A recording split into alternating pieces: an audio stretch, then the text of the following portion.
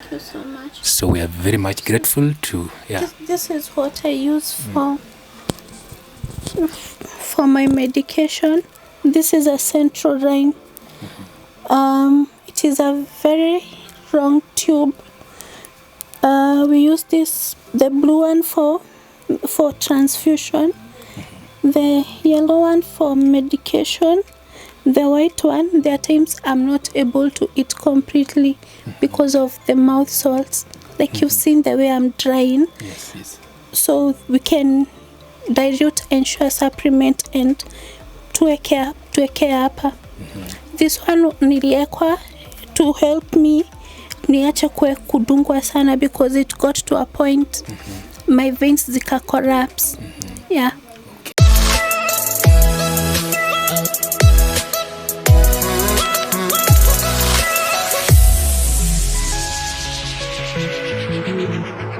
Hello and welcome to your number one channel. My name is Davy Chams.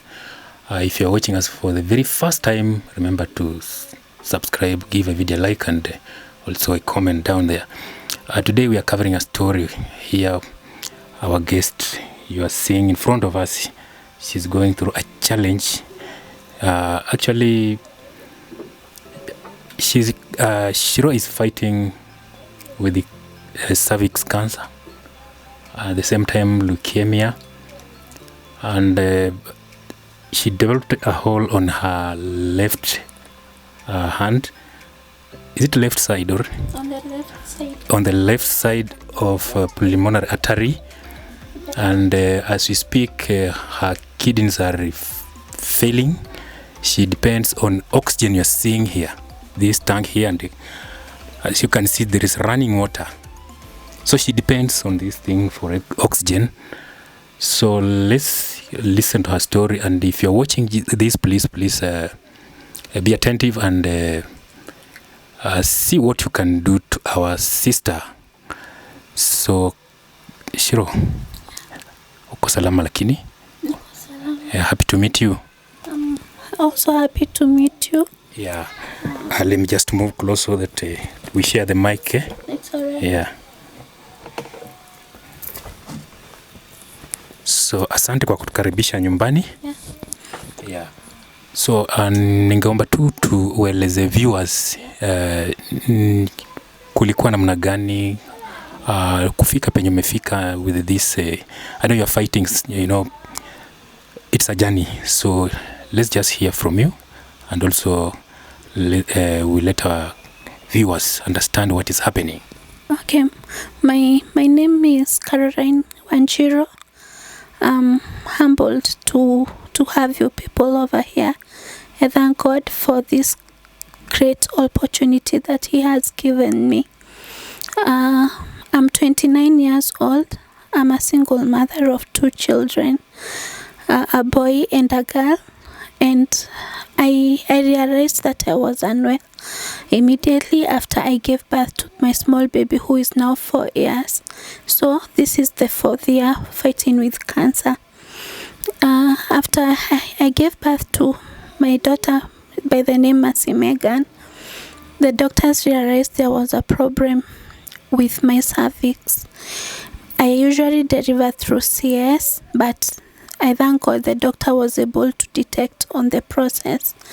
So he advised me to do a pap smear, which later we received news that I had cervical cancer stage 2B. I could not manage to start my medication immediately because my baby was a premature baby. I had delivered my baby at a very low gestation of 28 weeks, so she was in an incubator. I had to nurse the baby first for a long period of time so that they can allow me to go back home. But when I went back home, by then I was married. After going back home, so I realized so many things had changed. When I was away, my husband had already decided to move on without my knowledge, so he could not even help me with my medication. How did he move on? He had already started another relationship with another lady who happened to be my house help. So by then the situation was a bit tricky and complicated for me. That is when after I discovered the news, due to that stress and everything, I developed low blood sugar. And it was a tough time for me. And immediately after that delivery, I used to bleed so much. The bleeding was continuous. And I decided I had delivered Megan at Nazareth, where they do not have those facilities to treat cancer. So I was referred to Kenyatta. I went to Kenyatta and booked for my medication. At Kenyatta Hospital, they don't use other hospitals' results, so I had to do their biopsy. They did a biopsy and confirmed that it was there at stage 2B. But now, starting my medication, by then with that marriage that was not working for me, but I had to ile kugojea because I had no option by then, and I was helpless. As I awaited, I'm that lady who have always wanted to have a family of my own. Due to my background, I really used to pray to God that I would like to have my family. I break this continuous stuff of singlehood. My mom was a single mother, and I was raised by my grandmother who was also a single mother. So I used to pray, and I told God, don't allow me to be the reason as to why my marriage is breaking up. I would like to hear from him. Let him just open up all these things. So on the process, I'm dealing with my medication, the baby still, and my unworking marriage. I went to hospital and I started chemotherapy. That was Kenyatta still, the same hospital? Yeah, at Kenyatta. I started chemotherapy. Chemo did not drain my hair, but it drained my blood. I developed a lot of complications. Nikaanza kupata uchungu on my left side. I was treated for pneumonia. Nikakunywa madawa and they were off. At a point I said I'm not going to take them again because the pain was too much. It was too much. Until then, one of the doctors looked at me. He asked me a few questions and he said, no, we should do an echo. We check on the heart. That is when they checked on the heart, and they realized that I had a hole on the left side of the pulmonary artery. Another question was, with my low blood levels, what can be done? So there was this discussion of, okay, we'd first do transfusion, we work on the heart, then we continue with chemotherapy. But the doctors decided, just hold. After some time, they told me, just hold, finish your sessions of chemo, then we are going to, as you do transfusion, then we are going to see on how we are going to help you. Little did I know that nothing was going to happen. So the hole is still there. I was advised not to go to those noisy matatus. Here in my house, people don't bang doors. We've already managed to tell everyone, please, when you come to my room, there's a way you just come in. So you see, it gives even my family, my entire household, and even friends, people treat you take you to be so delicate, you see. So after that, I continued with my medication. Nikamaliza my first 12 sessions of chemotherapy. But it became a concern of where I'm losing a lot of blood, you see. Despite kukwa, I know with cervical cancer you bleed so much, but the situation deteriorated when my HB levels started going low day by day. Despite the transfusions at Kenyatta, I was only given 8 pints of blood. Then one of my good doctors advised me, Shiro, do this, go out there, look for a hospital where they will continue giving you blood, because over here you might not get enough. So that was in Kenyatta Hospital where they advised you to go outside, look for an hospital. For a hospital where where they can manage giving me more and more blood. So I came to Rongai and I talked to one of the doctors, and he decided to help me. But before we started those major transfusions, we had to do investigations why I'm losing a lot of blood. So a sample was taken from my left hip, and it was taken for examination, and that is when it was called. As usual, they call you, Which hospital this time round? Kenyatta, at Kenyatta still, and the doctors are there, and you're looking at them, and I was trying to look at them because the reflection of their lab coats was ilikuwa tu inanipiga macho, and their lab coats, the doctors now, and I knew that something was very wrong with me. And that is when they broke the news to me again, Shiro, you have blood cancer. On that very day, I wished for the worst would happen, because I was trying to count on all these things. So when I went with the results, I went back home. Actually, I'm that kind of a person. Is that what is happening? Okay, I did not even carry a single paper from them. I told them, it's all right, let me just go home. I went home. I looked at... How was the situation by then? The situation... Was it that serious? Yeah, it was serious, because by then I was my HB was very poor. To a point when I'm standing, my legs were shaking, and my weight was very low.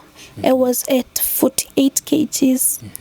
See, and still I have that small baby. I was still breastfeeding, you see. When I went back home, I called the father of my kids, and we sat down, and I told him, the doctors called me today, and I was told I have also developed blood cancer. He looked at me and he was like, now ni cancer ya wapi hauna?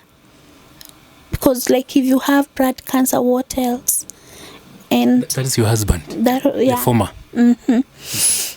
I looked at him, I was like, God, this is the person that I expected was going to help me and at least motivate me, but it is okay. And that is when, after a few weeks, on 2019, May date 6, I have never forgotten that day. This year? No, 2019. Oh, 2019. 2019, May date 6, at around 1 a.m., almost 1 a.m., he just woke up out of nowhere, and he was like, Mimi, I'm tired of this marriage. I'm not going to handle this anymore. I was like, what did you say? He told me, and I'm very serious, take your kids and go. By then, I'm sorry, I've forgotten a very important part. Before I realized I was unwell, I used to have a lot of miscarriages. In a period of 8 years of marriage, I have lost 9 children. In my family, we have a history of twins and triplets. So I have lost a set of triplets.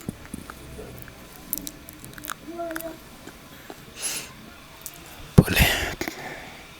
Take heart. The saddest part of seeing my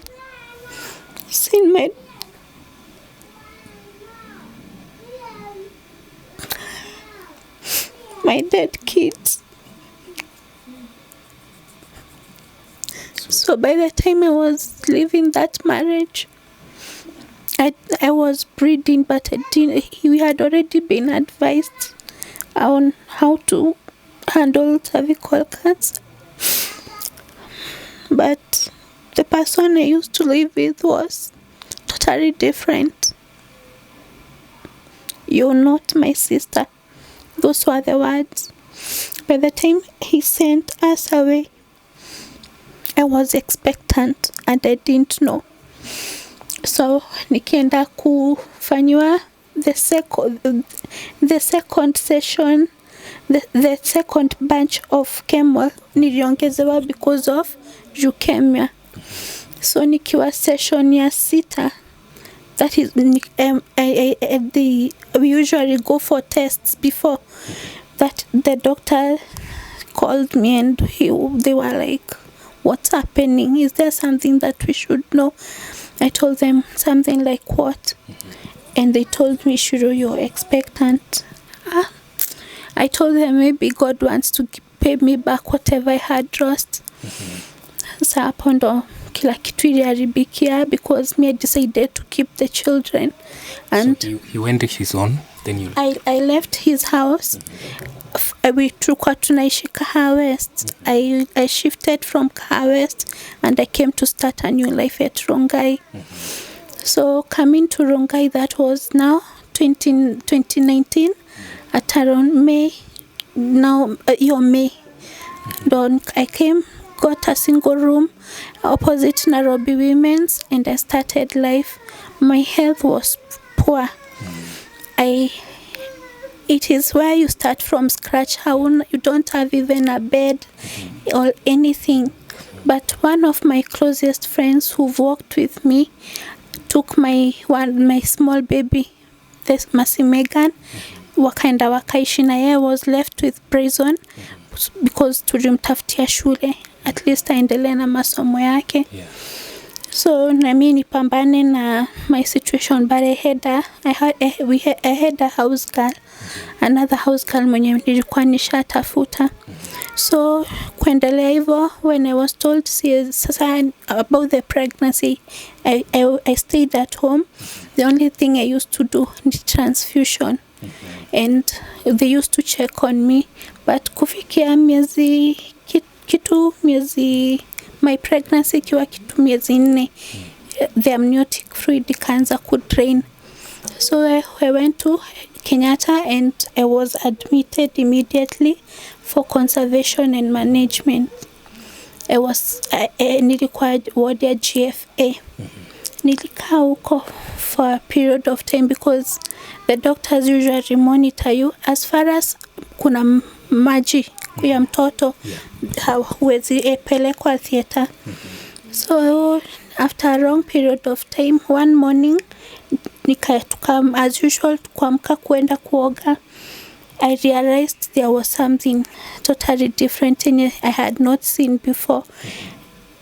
And the doctors had told me, "We want you to be so careful, be keen on what you see. Anything, or no matter how petty it is, you let us know so that we can know what we can do about your case." So I went to the bathroom while changing my clothes. That is when I realized the water had changed. Ilikuwa imekuwa greenish in color.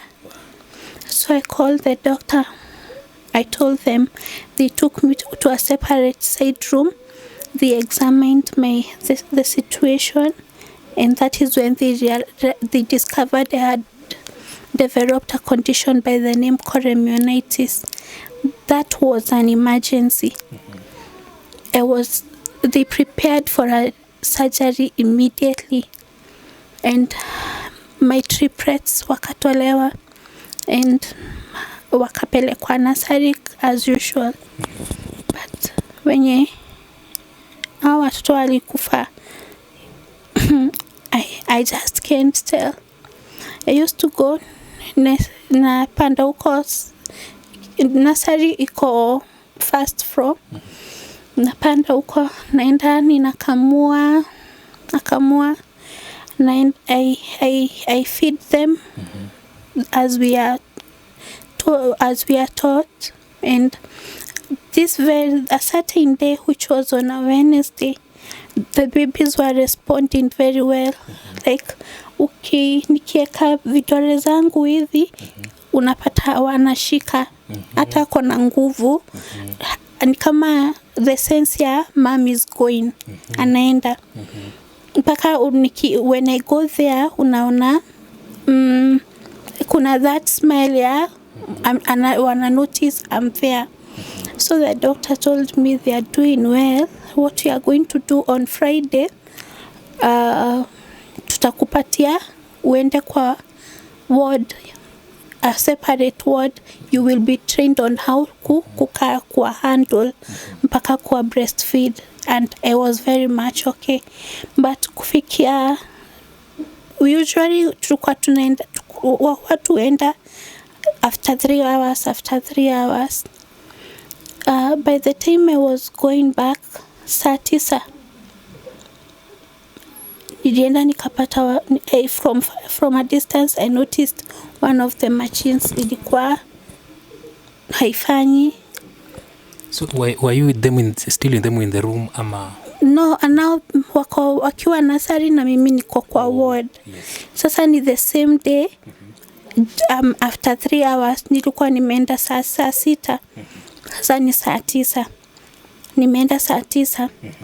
Kwenda nikapata one of the machines is so silent na ni kama hiyo place imefunikiwa. I was like, what is happening? Where is my mtoto wangu ako wapi? And the nurse started pulling me back and please sit down. Nikamwambia no, I don't want to sit down. Hii kitu nimezoea ya kukaa chini. Tell me where is my other baby? And that is when akaniambia we tried, but hakumake. This is the baby. The baby alikuwa tu hapo. So one of the babies ako tu hapo amefunikiwa. Nilijikaza tu nikaambia God, you know, all these things unaziona and nothing finds you in surprise, so I know you can see what is happening, and what the reason as to why you're doing this to me, I just can't understand. And nikasign tu, and the baby was akaondolewa na hao wengine wakaendelea. Mimi hao watoto walikuwa wanakufa like ni huyo mwingine alikufa after 2 days hivyo, and mpaka mwisho nikabaki sasa sina mtoto. So they died all of them? Yeah, they died all of them. Na wote nilikuwa naambiwa ni kustruggle kubreathe. So it's up to date. I'm still trying. Mi wenda Kenyatta, naona as if to the times I even find myself nimeenda Kenyatta, nimepanda mpaka huko mlango ya nursery, because they usually say as if I'm going to find them again. You see, it's too traumatizing for me. So vile situation ili worsen, mi nilichagua, I chose not to stay at Kenyatta. Okay. And nikuja nifanye home palliative care instead of staying in that hospital, because day by day kuna those memories that wanga zina click kwangu. Right now when I'm stable ati ninaweza move hivyo, ninataka kwenda kama ninataka kufika town, I usually ask makanga nikiwa chini, kama unajua upiti Nyayo usiniambie, ni kama unajua unapitia Kenyatta usinibebe mimi, tell me the truth. I stakangi. I go there because I know and I still need that medication. Memories. And maybe if I may ask, Shiro, how is home care compared to Kenyatta at least? Okay, home care. Okay, it's very expensive. It's expensive, but it's manageable because one, you're able to see your kids. You have people can come and talk to you. Like, for example, I have my friend over here. He can come and talk to me all the time. Ana akonayo unaona. But you see at Kenyatta kuna kuangana visiting hours. See? Yeah. Then over there you find kuna watu wenye wamezidiwa. Someone will just at arrest too, and in your presence what comes to your mind ni I'm next. Unaona ukiwa hospitali, let's say for example niko kwa bed, so unaona wards venye zinakaa. Yes. Huyo mwingine ako hapa. After some time azidiwe and ashat tunaende. So unapata that in hospital it's too traumatizing. Okay. Yeah. Now, and how is medication as we speak? At the moment, nimeekwa on palliative care. Since I cannot go for tough medication like dialysis and chemotherapy, my blood levels ziko chini sana. I cannot handle that tough medication. Okay. So right now we are only doing oxygen management, pain management, transfusion, and sasa madawa. Okay. But it is too expensive. I'm always on oxygen 24/7. Nitatoka kwa hiyo oxygen, maybe nikienda washroom, na there are those times nitakosa kwenda hiyo washroom, my nurse akuje anilete basin hapa. And I use this oxygen for 3 days, and kurefill hii mtungi ni 3,000. Okay. For transfusion, in saa zingine hatupati hizi damu zenye ziko hospitali ama kwa Red Cross. So if someone come akienda kunitolea hiyo damu, their charges pint moja ya damu ni 2,500 kwa sababu lazima ifanyiwe close match and all the tests, and now kuekwa. Okay. Now I'm sure viewers are watching this story and many will watch. So what is your appeal? What will you want to tell them?